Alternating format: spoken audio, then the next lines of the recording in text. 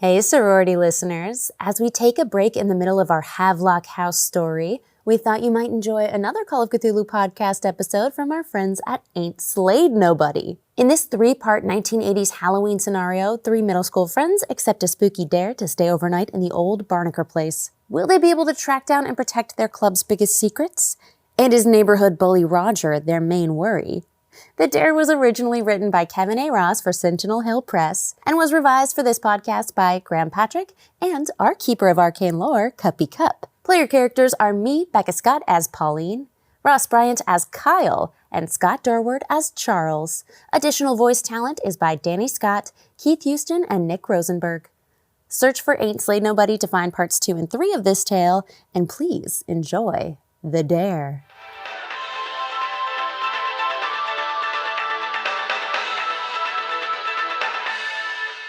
And now, let's head to the streets for local news. Everyone loves a scary story on Halloween weekend, and something's been haunting our slice of Delaware for a long time. Let's go back to 1986, when the Cold War was brewing and Cyndi Lauper's True Colors topped the charts. Over to you, Rachel. Do you remember the 80s? Yes, Hal, I do. But Bon Jovi was more my style. Oh, good choice. Why don't you give us some of that bad medicine? Where are you tonight? Well, Hal, I'm currently standing outside the infamous 12 Ashwood Road. Steeped in local legend, this house is still referred to as the Old Barnaker Place, where they say a witch would lure children to be devoured. But I have good news for anyone who's been taking the long way around the property. The whole site has recently been renovated, and I've tracked down a local to tell us all about the origins of this spooktacular lore. Back in 1986, 4 middle schoolers took it on themselves to enter the Barnaker Place on a dare one Halloween night. Excuse me, do I have that right? Wait, Hal, something is happening. Oh, Rachel, is everything okay out there? Rachel?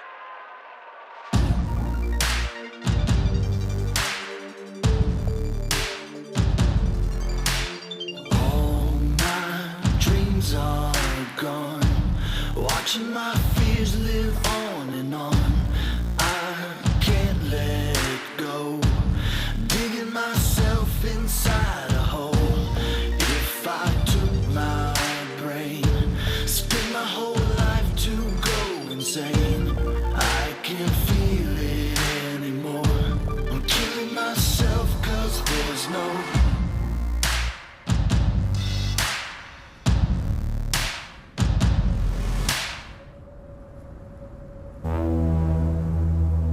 The 3 of you have set out into this blustery Halloween night, sneaking across damp lawns and into the potholed streets.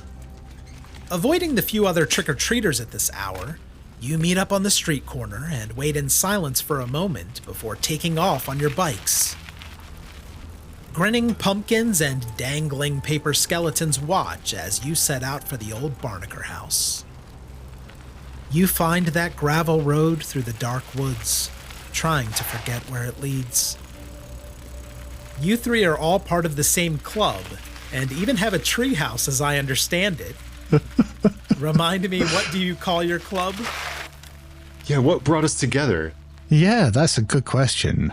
I'm trying to think of if friends of mine and I actually had names of crews like this. Oh, I did. Oh. Oh my God. My cousins would die if they ever listened to it. We should be the Trouble Trio. There we go. That's the one. Oh, yes. We think it's sincere. Our parents say it super ironically. Oh, here comes the Trouble Trio. Yeah. Mm-hmm.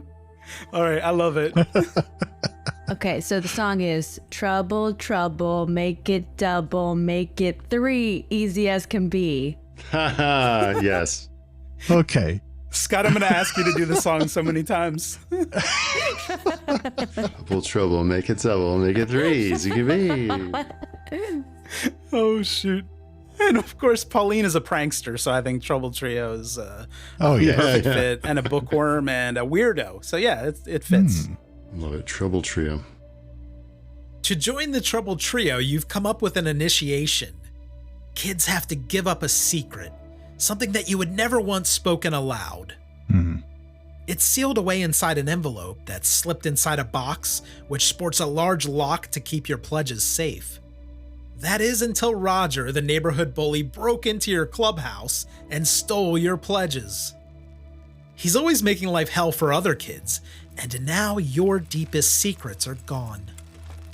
As the gravel flies up into your spokes, you grow anxious again, thinking about the note Roger left for your club. Dear dorks, keep your mouth shut next time. I borrowed your little box of secrets to teach you a lesson. If you want it back, meet me at the Barnaker house on Halloween after you babies finish trick-or-treating. Love, Roger. I'm gonna murder him. Roger tore up your clubhouse good, tossing around your game boards, breaking your stuff, and stamping your comics into the mud outside. He's an older boy who's been held back a couple of years, and he gets his kicks bullying smaller children, usually picking on one called Davy. But this Halloween, it's your turn. You've all heard rumors at school about the Barnaker Place, families going mad and murdering each other, a devil who whispers into your ear if you ride past. To come here fetching these secrets is a desperate act for the troubled trio, but what choice do you have? It is Halloween. What costumes did you wear tonight? Start with Kyle. I think he's wearing like one of his mom's longish coats, and he's tied it around the middle with like a belt, because it's his best approximation of like a swashbuckling person. And anyone who looks at it was like, are you supposed to be like a pirate or something? And he's like, no, I'm Alan Breck Stewart from Kidnapped. Because Kyle is a bookworm, of course, he's chosen like the most obscure reference that means a lot to him. That's great. Nice. How about Pauline and Charles? Pauline is definitely dressed from her favorite movie, which is Pretty in Pink. She is wearing a big red wig. No, wait, no, she's Ducky. Okay. Look, John Hughes is the greatest creative genius of our time. Fight me on it. Very good. And Charles... Well, Charles doesn't generally need that much of a Halloween costume. All his clothes are black anyway. And so he's wearing his usual black t-shirt and lightweight cotton jacket and black jeans and black sneakers. And the only thing that he's got that indicates that it's Halloween is a really cheap plastic skull mask that he's got actually sitting on top of his head at the moment. You ride slowly down the cracked sidewalk until you find a rusty mailbox which declares you have arrived at 12 Ashwood Road. This neighborhood is nothing like your own, and what buildings still stand are boarded up. The house squats behind a paint-blistered fence, which barely holds back the tangle of thorn thickets, obscuring the yard beyond. You're welcome to abandon your bikes here on the curb as fast raindrops begin to fall. It took me so long to get my hair like this. We should probably go inside. And at this moment, Kyle takes off a paper tri-corner hat that he has made that is already turning into a soggy mush on his head. It's like, it's okay. You'll still be able to tell that I'm Alan Breck Stewart, right? Yeah. I don't know who that is. Yeah, who else would he be? Your references are obscure. Just read up. There was a whole movie about it. You reckon while we're here, once we got our pledge box back, would you two be up for doing a seance? Scott, why are you so weird? Well, your name is Charles. I liked that you said Scott. That made me so happy.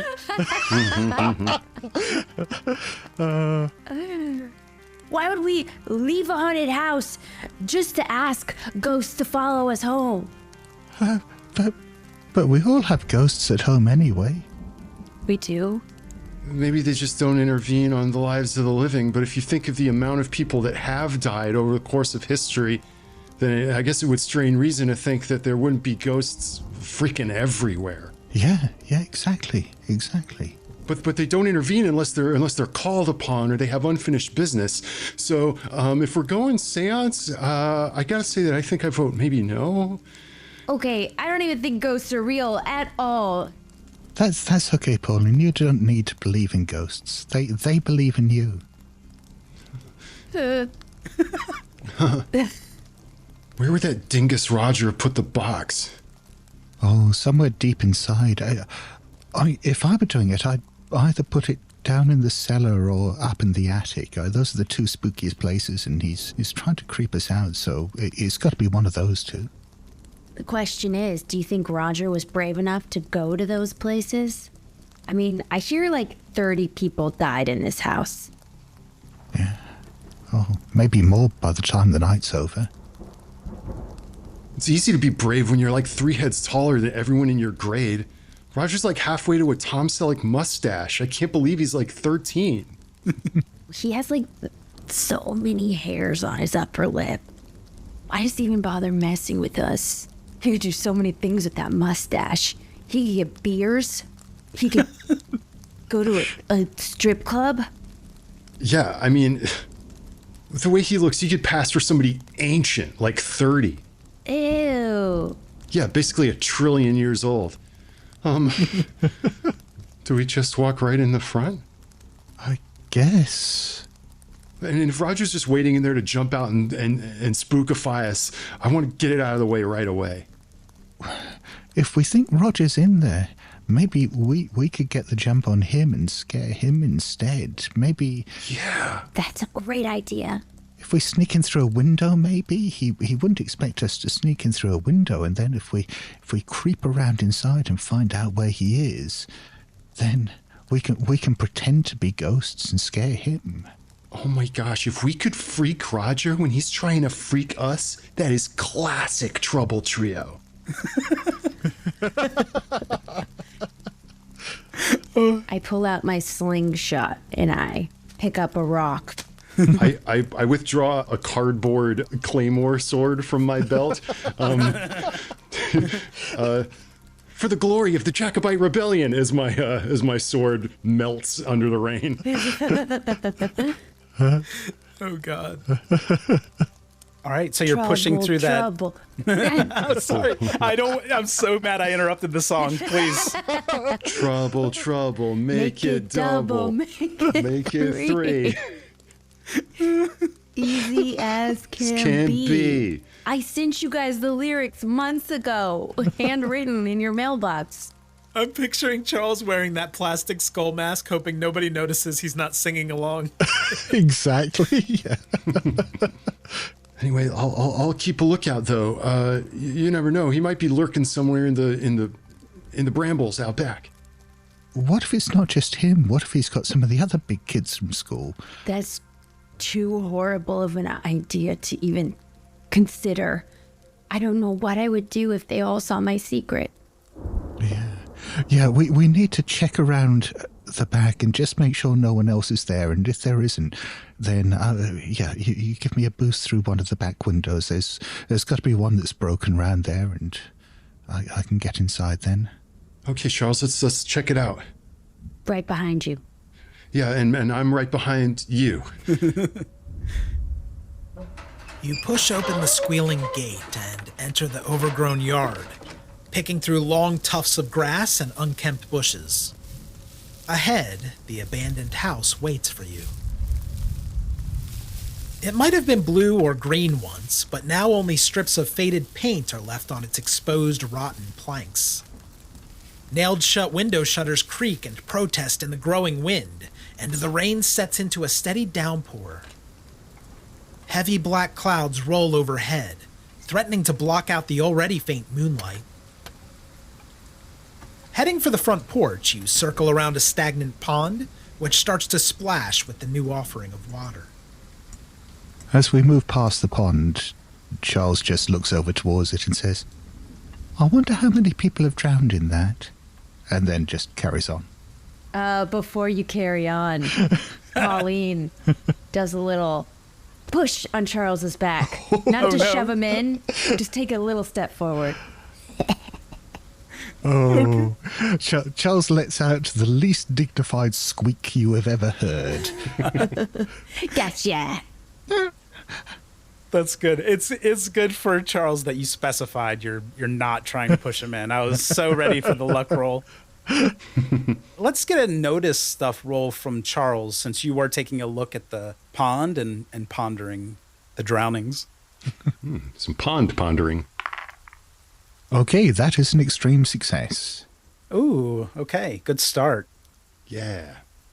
Charles, as you take that step forward, you're looking right over the pond. Even though it is dark, something glints up at you as the rain punctures the patchworked layer of pond scum. With your extreme success, you see through the algae into the depths and make out hundreds of amber eyes hidden beneath. The rational part of Charles's mind knows that this is frogs or newts or something looking out. Mm-hmm. But the more imaginative, morbid side of him is looking over at this, and a big grin crosses his face. You don't see him smile very often. And he looks around at the other two and says, "It's watching us." What is? The thing in the pond. Don't be dumb, Charles. This is because I pranked you last week with that whoopee cushion in class. Look at all those eyes. Look, we're trying to freak Roger. We're never going to get anywhere if we start freaking each other. And, yeah, Kyle will take a look in the pond, too. Just like, it's ridiculous anyway. There's nothing in there. Give me a luck roll for Kyle. Okay. Okay. I succeeded. A regular success. With that, you edge toward the pond. And a toad leaps out at you before hopping away. You stumble around, hoping you don't step on it in the dark, before it leaps back and makes a break for it. Oh, yeah, it's definitely watching us, all right. Some sort of frog or toad. Maybe it's a bunch of tadpoles. I just read up on the life cycle of these sort of critters. It's so cute. I'm going to catch it. I'm going to try and run after this toad. Okay. And I'm like, Pauline, focus! And, we're never getting into the house, are we? No. Give me a gym class roll for Pauline. Ooh. That's a fumble. Oh, no. It's a 98 on 20. Dashing after the slippery toad, you run past the pond and chase it around the side of the house. You hear a sickening pop, then slam into a figure. He pushes you back. It's Roger. No! And I was starting to think you wouldn't show, asswipes. Who you calling an asswipe, asswipe? Chicken face? Hey, watch yourself, Pauline. And he flicks out his pocket knife. She backs up. Is the rest of your dumb gang here? What was it, the dipshit duo? There are 3 of us. We cause problems. Come on, Roger. Oh, yeah, that's right. The turdy triplets. It's the trouble trio. Get right or pay the price. Oh, yeah? Well, why don't you sing your little fucking song for me? Did you say the F word? It's not a song, it's more of a chant, but Double, toil and trouble. Come on, dorks. I'm not gonna tell you, because you're not in the club. If you were, you'd know that our ballot box is sacred. yeah, and we'd also have to come up with a rhyme for quartet. Quartet, forceps?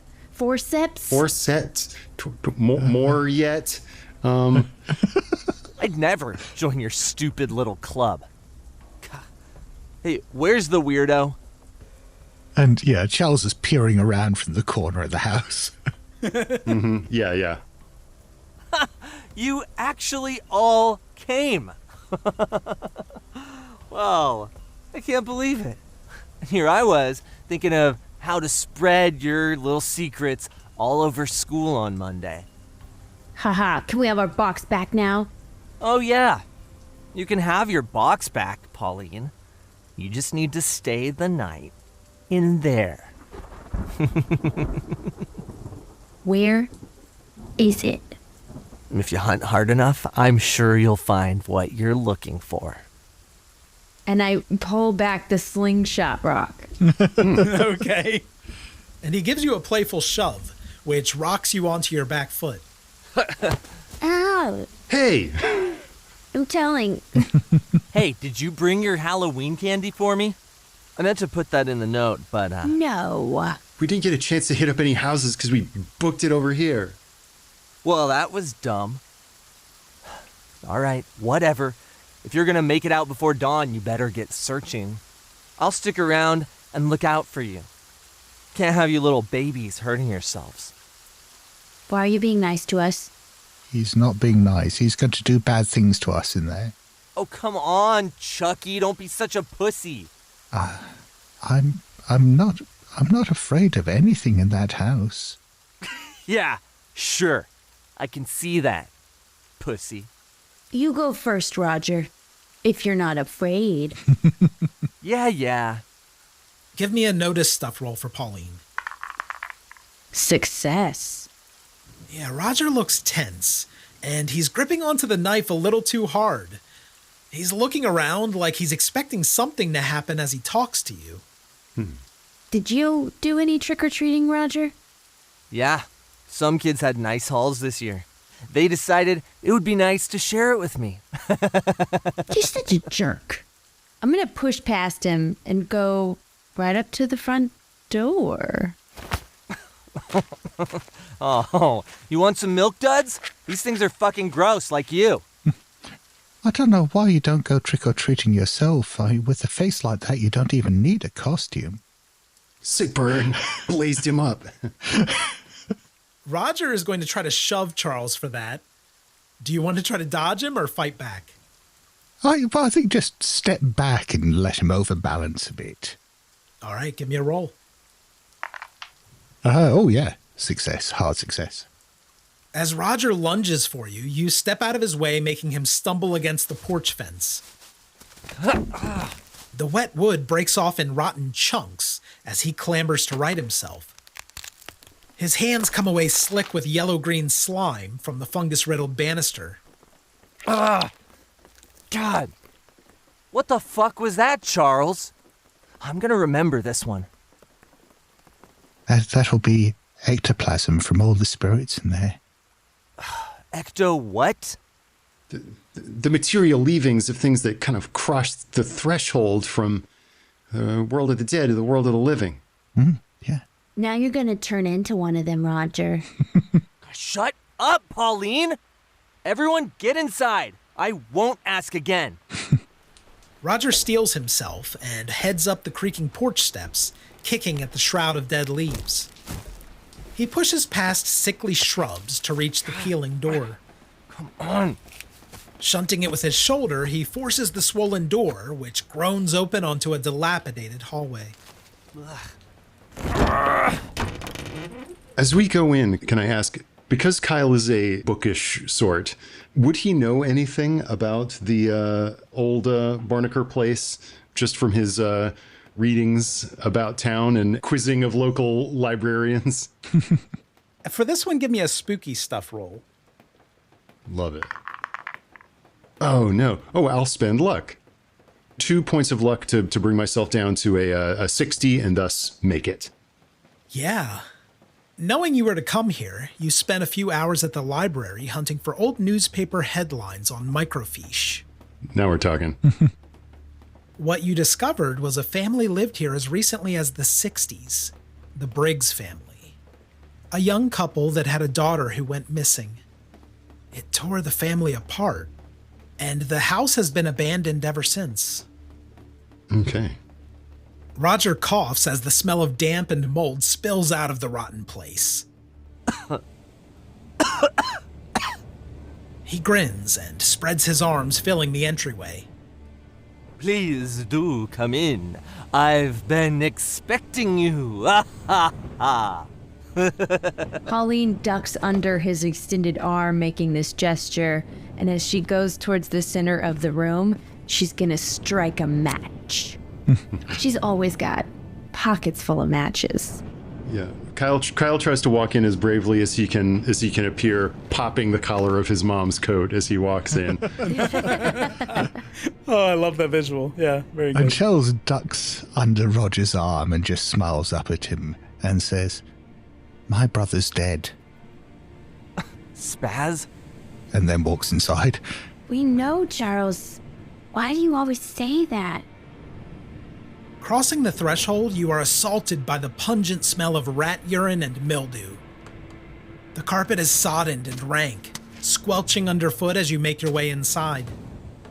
The wind whistles through the house, rain pelting against broken windows and shutter slats, leaking in and cascading down ruined walls. To your left is a reception ruin, its furniture mottled with mold. To your right, it looks like a dining room, where old pictures hang haphazardly against blistered wallpaper. Ahead, past ferns that have burst up through the decaying floor, there are stairs leading up. And beyond that, a door and a hollowed-out grandfather clock. I take off my tiny circular sunglasses for a closer look at the ferns. Sure, okay. The plants are thriving in the dark hall, and as you approach, you see a couple of rats scurry away from your matchlight. And Kyle will walk over to that gutted clock and kind of look at it. Okay, yeah. Sloshing through the waterlogged carpet, you notice the grandfather clock's front glass pane is tinged green and broken. The parts inside are a mangle of junk. Give me a luck roll for Kyle. Okay. Oh, if I hadn't spent that luck, I would have succeeded. Because it's currently 48, and I rolled a 49. Peering inside the broken casing, you see what a sorry state the clock is in. The pendulum sits in a tangle of cogs clogged with filth. And suddenly it chimes and starts ticking. You hear an extremely high-pitched little exasperation come out of Kyle, like, as he kind of like jumps back. Oh, good. That sounds like a sanity check then. And so it begins. Hard success. Oh, good. So, yeah, you're not going to take a sand loss for this. Maybe it's the works of the clock are just sort of cosmetic. Must be a new one where all the real cogs and gears are up under the face. Nice try, Roger. Or maybe it's just haunted. I think that Pauline doesn't hear this as she's just looking in the path where she saw the rats go. The entry hall continues to a back door which is boarded up. You do see a few coat hooks back there with moth-eaten rags hanging from them, and there's a pair of stiff, moldy boots. Maybe a nice home for a rat family. You could give me a be sneaky roll since you're walking back there. I'd love to. Ooh, success. Ooh. You carefully step across this creaky floor, and you don't seem to be scaring off the rats. But they are squeezing between the floorboards into what must be a basement or crawl space. Roger, did you put it in the basement? When Pauline asks that, Roger looks up. He's at the front door and you've interrupted him. While you've been examining the clock and watching the rats, Roger has pulled a heavy chain from his rucksack. He's wrapped the door handle and secured it with a padlock. I'm going to try and stop him from padlocking the chain. It's too late for that. The padlock is already in place, but you catch the glint of a key dropping into his pocket. He grins at you with a mocking sneer. Oh, it's not time to go home yet, Pauline. I'll tell you when it's time. I punch him as hard as I can. Nice. This is going to be a surprise attack for Pauline. Becca, give me a fighting roll. I could spend 8 luck. You could. And I will. Yeah. Okay. Roger will take whatever damage you roll for the punch. Ooh, I got a 6, so it's going to be a 3. Yeah, you've really caught him off guard. Where did you punch him? Right in the gut. Okay.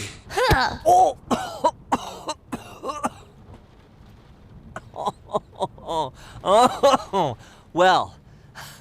Oh, that wasn't nice. Did you just lock us in here, butthead? You're lucky I don't hit girls. Yeah. It's a stupid excuse. Maybe you're just scared. I'm backing away so he doesn't get a hit in. Yeah, don't round him up. If he's not going to hit you, then just means he'll probably hit me. Very funny, Roger. The nice stuff here with the chain and the creepy clock poltergeist. What else you got up your sleeve? Clock polter what? Speak English, Kyle. Well, you obviously turned this on somehow. Oh my god. You are so fucking dumb. The night's not even started, Kyle, and you're already jumping at shadows. Come on, go find your stupid box. God, you're not making this fun for me, Pauline. Good. That's what you get for stealing secrets. No, that's what happens when you tattle on me like a baby, Pauline. You think I'm a bully now? Wait until tonight's over. You'll be begging me to just take your lunch money. Sorry I told the t-shirts on you. You got me detention. And it's not even your money, it's your parents'. Okay, but if they give it to me, that makes it mine. Oh, yeah? Then the box is mine because I have it. How about that? That's different. You weren't given it. You took it. If I spill it for my parents, it wouldn't be mine. I don't need to argue ethics with you, Roger. Shut up, Pauline. Where is Charles? He's more fun to pick on. And at least I can punch him. Okay, come on, you guys. Roger pushes past Pauline and squelches down the hall looking for Charles. Yeah, Charles is definitely heading straight for the kitchen because that's probably where the stairs to the cellar are. Kyle, he'll follow him off to the kitchen. Wait up, you guys. I'm gonna go where they go. Okay, you all head for the kitchen near the back door across from the family room. The lingering reek of spoilt food turns your stomach as you explore. The place has been long ransacked by vermin. Chewed boxes litter the countertops, and cans have been pulled from the cupboards. Utensils, pots, and pans play host to a collection of spiderwebs and other insects. There's an unplugged refrigerator dominating the far corner. What waits inside might be best left a mystery. There are two doors, one to what's likely a pantry, and the other downward into the dark. The cellar Charles is looking for. And yeah, Charles is going to ignore all the cupboards and pots and pans and stuff like that because Roger wouldn't be obvious enough just to stick it in a cupboard or something like that. So he's just going straight for what appears to be the cellar door. Charles, you crunch over broken plates and head toward the cellar door, which sits barely ajar. You pass a telephone with a gnawed cord. Pushing the door open further, all you can see down there is pitch black. Meanwhile, Roger is struggling with a Bic lighter to light a candle in the hall. Come on, you stupid thing. I brought a flashlight, I did too. but I prefer matches, so I strike another match. Kyle, you can shine that flashlight from behind Charles if you'd like. And it's one of those like big canister flashlights. Nice. You're going to see decrepit wooden steps heading down beneath a swirl of dust in the flashlight's beam. You guys reckon that this is where he put it? I looked to Roger. Did he follow us? Having achieved lighting his candle, Roger brings it into the kitchen behind you, frowning at your flashlights. Seeing Charles at the cellar stairs, he grins again. Oh, this'll be fun. Try not to wet yourself. I heard something big down there earlier. Roger's goading is punctuated by the howling wind, which causes the lashing rain to pummel the window shutters. That probably means that's where it is. Yeah, he's trying to put us off, yeah. Yeah, must be. I'm sure none of the killings happened down there. You should be fine, Chucky. What are you talking about? The Briggs family's daughter disappeared or perished, but I don't believe it was ever proven that it was in fact a killing. Okay, who the hell is the Briggs family? Oh, when I got the tour of the Town Historical Society, I learned some of the lore of our fair city, and it turns out this house was the site of a famed disappearance of the daughter of the Briggs family some years back. God, you're such a nerd, Kyle. I'm just saying, maybe the local legends sort of inflated the reputation of this place. These things have a tendency to snowball, and small suspicions get larger. Mm-hmm. Yeah, sure. Roger gives you a little shove toward the basement door, so you're now up on Charles's back. What? All right. Let's go down. Yeah. Go on then, losers. The steps creak underfoot as you take those first few. And the stink of the kitchen is replaced by a damp, earthy mildew. Mm-hmm. He's making his way down there gingerly because he's small for an 11-year-old, so the chances of him going through the stairs probably aren't great. But on the other hand, the wood is going to be rotten, so he's got to be careful. Mm-hmm. You tread over rat feces as you head down onto a flagstone and dirt floor. The walls are rough with mixed mortar and exposed brick. Your flashlight beam dances with disturbed dust and dirt so thick that the shadows seem to press in on it, dimming the illumination and tinging it yellow. There is a palpable sense of dread as you all file down the squealing stairs. I'm not scared, but I don't like it down here. Yeah. As the last of you steps through, the door above clicks shut, breaking the heavy silence. Oh, great. Is Roger on the other side? Have fun, dipshits! What a butt face. Very funny, Roger. Come on, maybe there's another way out. Yeah. Left in the dark, you can make out scuttling, scratching, and moans of the creaking house as it weathers the storm above. Leaks run down the stained walls and pool on the floor. Charles being first down, you see Kyle's light play over the glinting broken glass of jars that line a dozen shelves. Their contents, preserves and jellies, drip with colorful mold which is caked and dried into the wood of the shelves. This must be a pantry of sorts. More ectoplasm. Yeah, is this more, plasm from the great beyond? Looking around some more, you find a large door, and around the corner through a wooden arch seems to be a coal bunker. Do you suppose that when the Briggs family killed their daughter, that this is where they hid the body? I was thinking at first maybe, they bricked her up in a wall or something down here, but all those jars, maybe they just cut her up into little pieces and preserved her in those jars. You think if we clean some of them off, we might see her eyeballs in them? Charles, I'm not saying this isn't one of your best qualities, but you are super strange. Look, Charles gonna Charles. It could be that that the daughter is in pieces and preserved or walled up, but we gotta keep our eyes on the prize right now. Oh yeah. I want to know more about her. I want to know what her name was.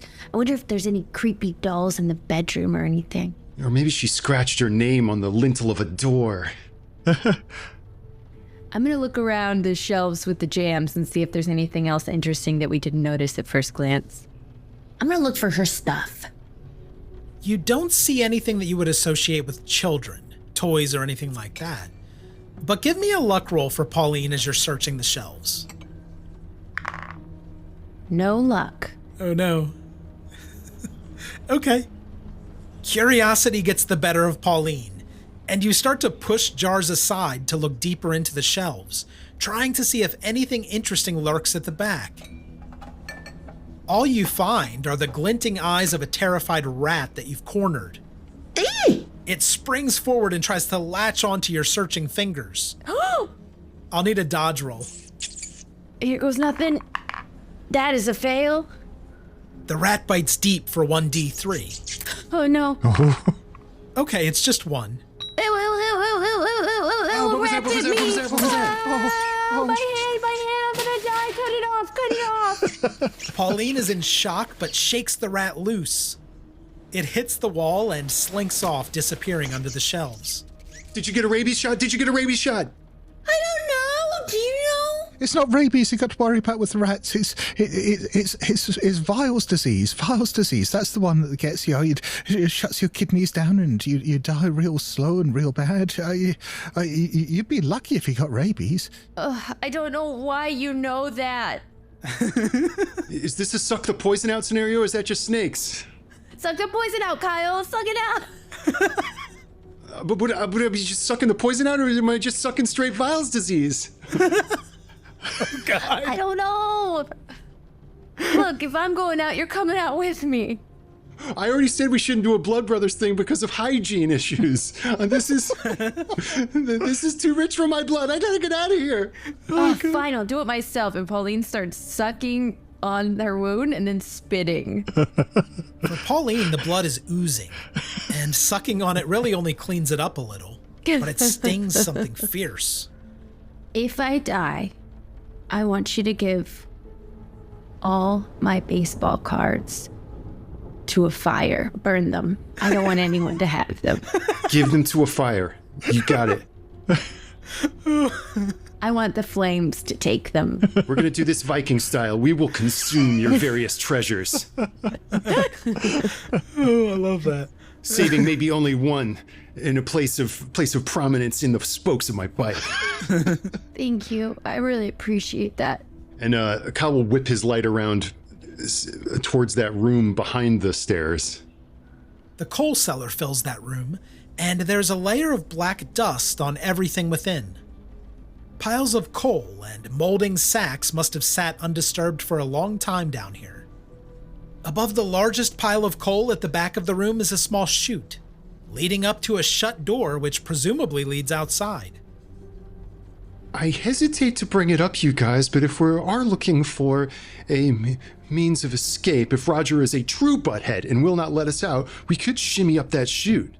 Yeah, we need to find the pledge box first, but yeah, if we find it, we sneak out the chute then, and we leave him here with Theo locked in the house with all the ghosts, and he'll think we're still here and he'll wait, and oh, yeah, I like that. Yeah. Okay, but if my flat brim hat gets dust all over it, I'm gonna be upset. Dust. Yeah, if he's been down here and he's been hiding stuff, there's dust all over the place. There's coal dust. You think he's got to have left footprints or marks or something like that. Right. Do you see anything? I'm going to shine the light at the floor to see if any of the coal room has been recently tracked through. I like that. I'll take a notice stuff roll from Kyle with a bonus die. Okay. With the bonus, I rolled a 10 under 40. A hard success. What you find as you sweep the light slowly across the floor is a large, scuffed, bare footprint. It's big enough to be Roger's, but you aren't sure. B-E-A-R or B-A-R-E? B-A-R-E. Why would he have taken his shoes off down here? With all the rats squirreling around down here, I don't see who would have ever wanted to come down here with bare feet. Yeah. Do rats squirrel? Yeah, does the squirrel as a verb apply to all critters? Would a squirrel be able to rat around? Not just horses can horse around, so I horse around all the time. My mom's always busting my chops about it. That's Pauline's true laugh. And you hear banging on the basement door from the kitchen. Shut up, Roger! We've had enough of your crap! But what if that isn't Roger's footprint? Yeah. Can you follow it? Is the bear or the human tracks leading somewhere? Now it's a bear. You're only picking up partial prints in the coal room leading back to the shelves. The floor in the pantry is dusty, but you don't see footprints other than your own. Okay. Did it look fresh? Not necessarily fresh if the room's been undisturbed, but you gather these probably aren't from the 1960s. Was it coming from the coal chute or from a different part? The footprints are in the coal room, but you don't find any evidence that they originated at the chute. Okay. And does the chute look like it's wide enough for each of us to crawl up it should we need to? You probably can. It's going to be a tight squeeze, Pauline. Maybe if you lose the overcoat, you can shimmy through. No way. I'm not giving up this coat. Do you know how hard this was to find? I'll find some other way. Yeah. Exactly. So that was the room behind the stairs. Was there another door off the pantry? There is. A large wooden door. We have to try it, right? Yeah. Pauline's gonna strike another match, even though she has a flashlight in her pocket still. The flame flickers and dies. The draft in here is making it hard to keep them alive. Do you guys see this? She does another one. Yeah. Yeah. I guess the ghost of the Briggs Guild doesn't like the light. And as you mutter that, Charles, Kyle's flashlight dims to a sickly yellow. Told you.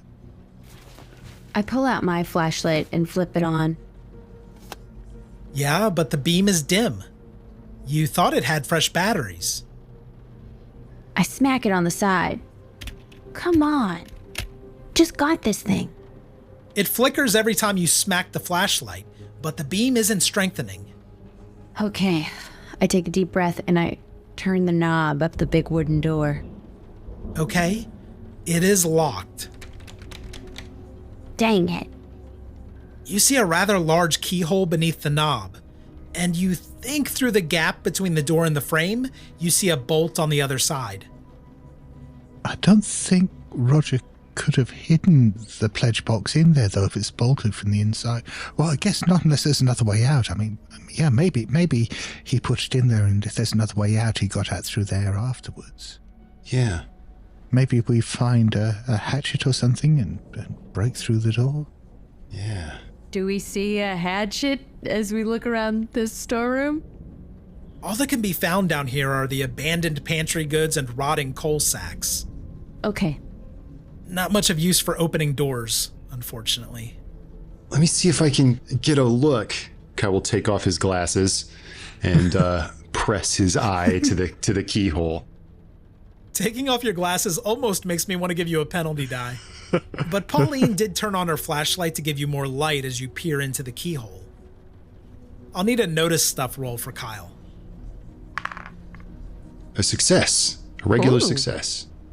As you squint at the darkness, you spot more shelves in the next room, lined with more jars. When Pauline's light beam hits them, you could swear you see eyeballs pickled in a brackish brine. There is a lot of dust, and Charles's spooky comments might be playing with your mind. But just for a second, you know you saw them. Guys? What do you see? I'll need a sanity roll before you respond to the others. Okay. Here we go. Failure. All right, so that's a total sanity loss of 2. Okay. Guys, not to totally sound like Charles right now, but it's watching us. What's watching us? There's preserves in there. There's jams and jellies with a name like Smucker's. It has to be good. And there's a jar of, no. And you're seeing him kind of walk back and forth. No. It just looked like. I think it broke Kyle. I'm not broken. And the jar definitely isn't broken. But there's a jar in there with, it just looked like, emphasis on looked, and like eyes looking at me. Eyes. It is Halloween. It could be grapes. My mom did that once. We gotta get into that room. Are you trying to get eyeballs, Charles? I just want to see. we'll get our pledge box back one way or another, but if it turns out the Bruce girl was murdered and there are bits of her in there, we'll be heroes for solving one of the town's big mysteries after all these years. Well, yeah. Oh my gosh. Do they look like little girl eyeballs, Kyle? Well, that's the thing. I think your eyes don't grow. I think little girl eyeballs are the same size as like old man eyeballs. Eyeballs is eyeballs. Whoa. Gross. I want to get in there. I don't want to get in there, but I do want to get in there just to prove to myself that they are not the eyes that I think I saw. Yeah. But we can't open the door until we find something to break it down with. I'm going to go look upstairs. And I'm going to walk up the stairs and try to open this door. Okay. The door does squeal open on tired hinges.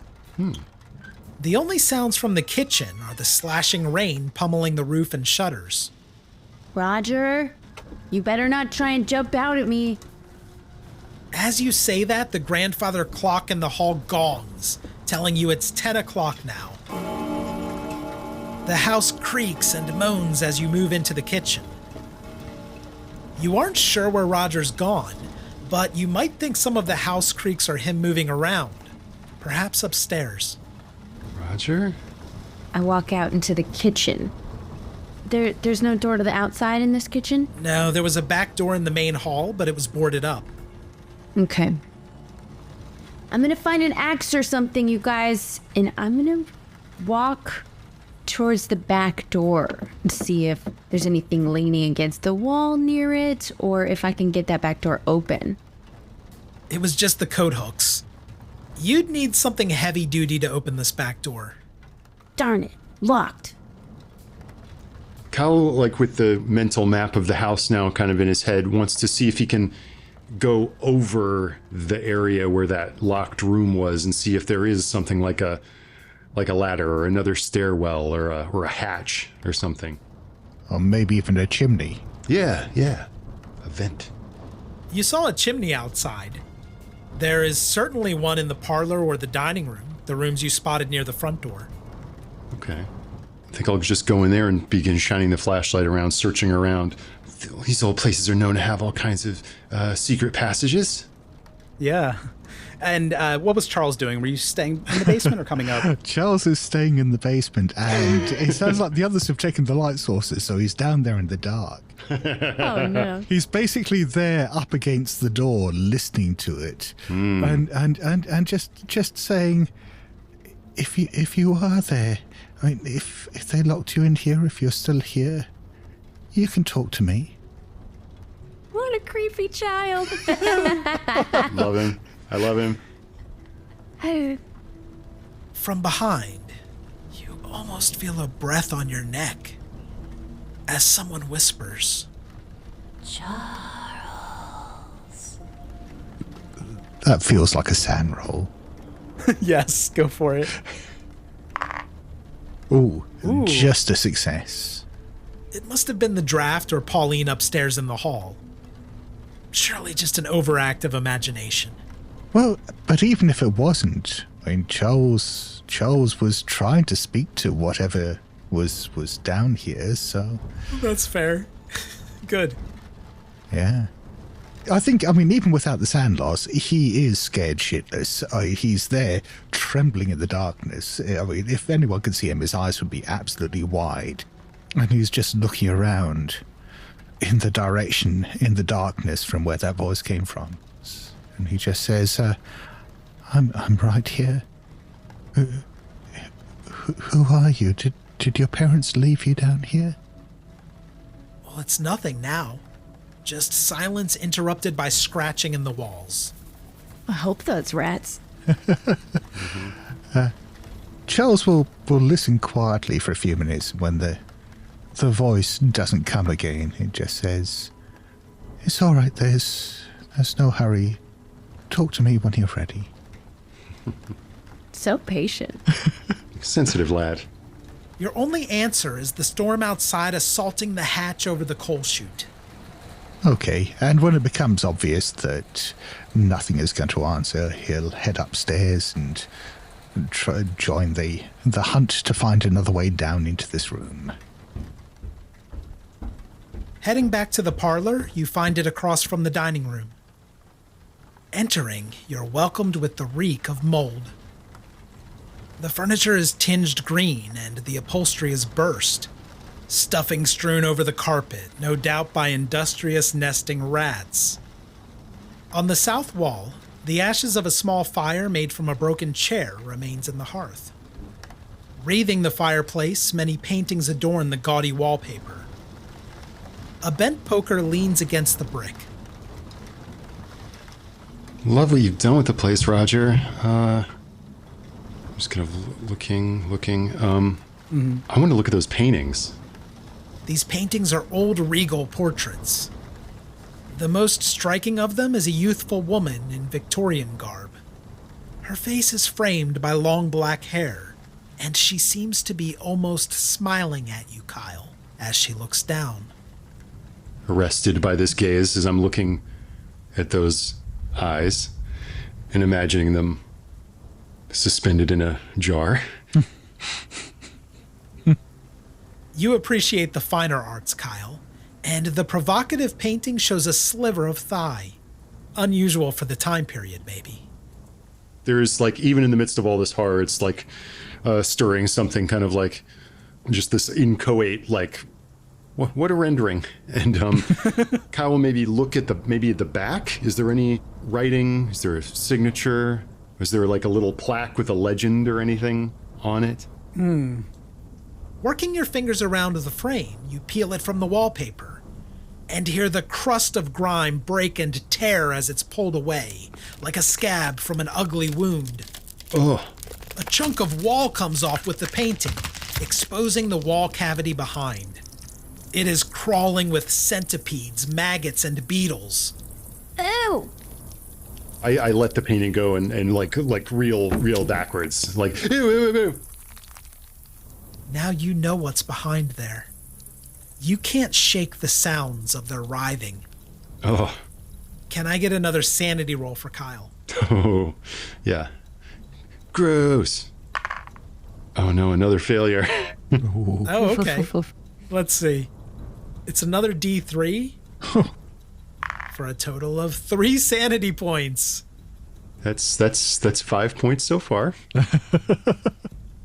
Pauline's a big fan of broken glass, and she's going to go over to the mirror. Maybe see if there's a real big shard that she could pick up. Keep as a weapon. I'll need a notice stuff roll as Pauline looks for the biggest shard. Failure. You search by your matchlight as the howling wind whistles through, and drips of water from the wet, sagging ceiling plink off the shards. You find what you think is a good one.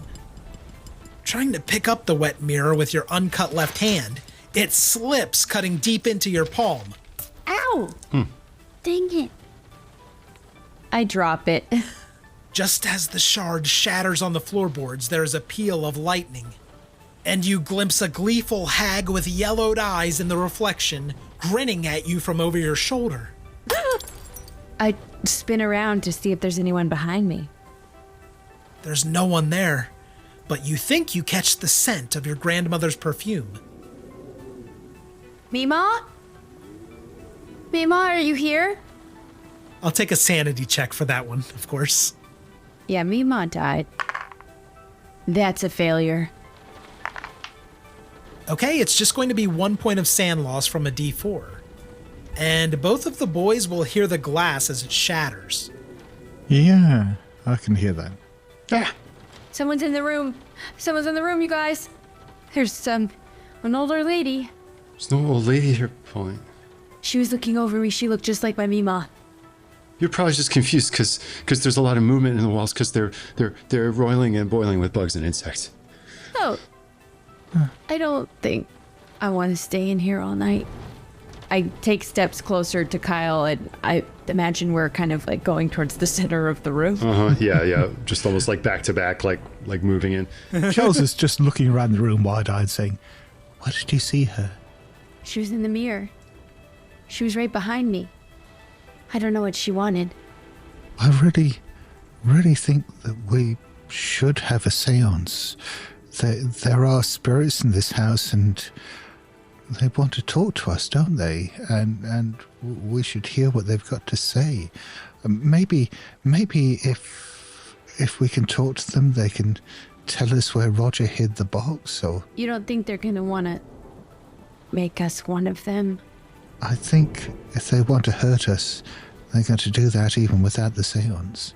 I mean, from everything I've read, ghosts, poltergeists, spirits usually stay in a place because they've got unfinished business. If we could help them complete their business, then yeah, we do them a solid, they do us a solid, and show us where the box is. I guess that makes sense. And it's like I said, if there were murders in this house and we can find out the truth and find the bodies and so on, they'll write books about us. I don't read books, but maybe if they make it into a movie someday. Oh, yeah. That'd be pretty cool. A John Hughes movie. If John Hughes chose to direct the biopic of our life, if that's even a possibility, I'm in. Oh, sweet. Then you'd be played by Molly Ringwald, and Charles, you'd be played by #1 cool guy Andrew McCarthy. Oh, yeah, that sounds cool and all, but can we get Toby Hooper to direct it instead? While the three of you discuss your new fame, you're interrupted by a heavy thump from upstairs, quickly followed by a second. Then thunder from the raging storm outside drowns out what is perhaps a third. Maybe that was Roger moving the box. Yeah, maybe. Okay, so you said the two best places to hide something would be the cellar or the attic, right, Charles? Yeah. What's first, seance or check the attic? How about both? How about we go up to the attic and have the seance there? Yeah.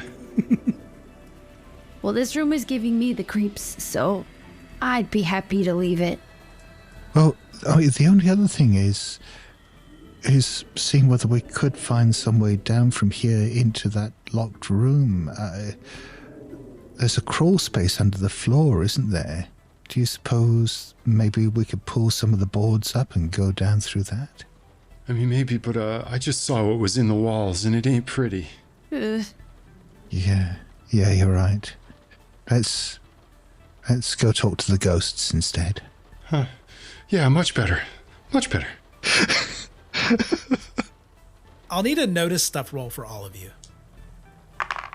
That's a failure for Pauline. Yeah, and a failure for Kyle. We're in the same place. Okay. Success for Charles, though. Yeah. And Charles, glancing around as you leave, taking it all in, you see among the ash of a recent fire in the hearth that there's something solid underneath the debris. Oh. Well, Charles will kneel down while he's talking about the spirits upstairs and so on, and just start digging through the ash to see what this is. Wiping away the ash, you discover your pledge box.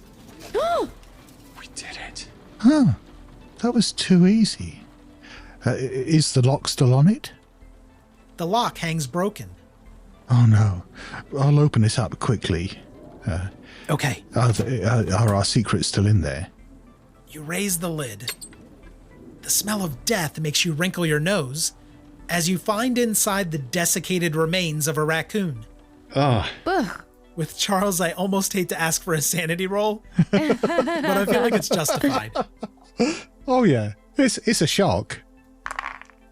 Yeah, but I've passed the sand rolls, so I think Charles just stands there and looking into the box so he doesn't flinch or look away. Yeah. And just turns it upside down and drops the dead raccoon on the ground and says, Ugh. I don't know what happened to our secrets. I don't think that ate them. The raccoon hits the ground wetly, and a sprawl of squirming maggots are thrown out. Oh. Ugh.